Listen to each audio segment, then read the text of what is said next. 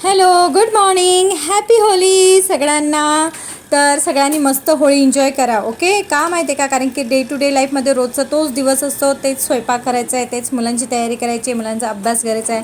मी तर बोलतो ना, हे खूप चांगलं काम होतं की आपल्याला सणवार दिलेत, त्याच्यामुळे आपण एक दिवस वेगळा जगतो. तर चला, हॅपी होली, सुखी होली.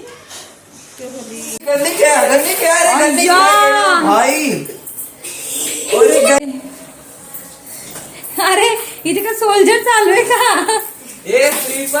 अरे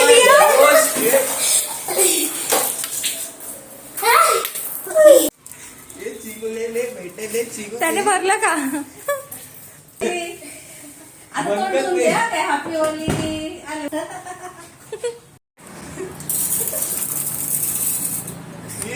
विहान भरपूर मारतोय. हे असं करावं लागतं विहान त्याला.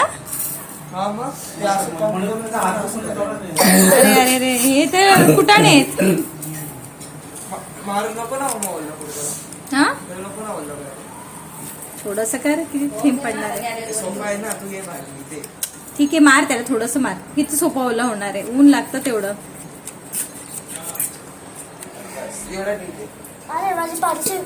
हे काय चाललंय? स्वतःला भिजवायचं, कोणाला भिजवते तुला? तू बोल मला भिजवा रे, कोणीतरी भिजवा. कोण येतच नाहीये. ऐका का, माझं तुझ्या अंगावर बादलीच होते. मी तर बघ स्वतःला फवारे मारतोय.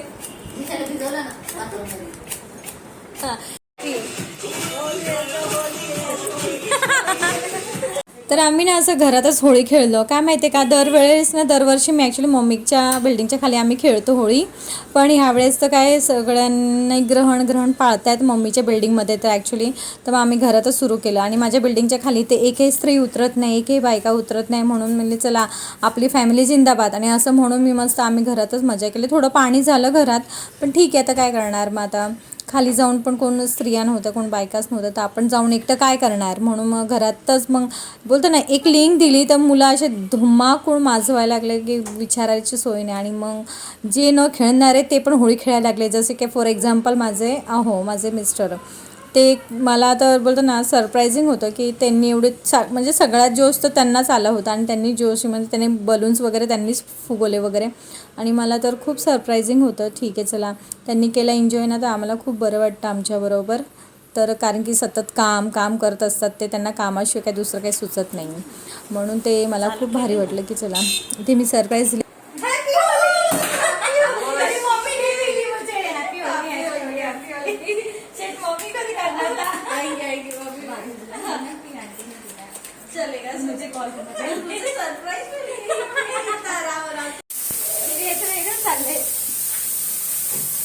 ओ सॉरी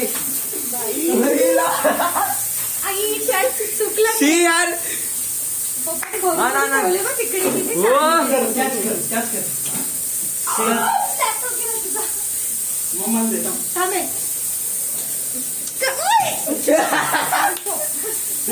स्विच बोर्ड भिजेल.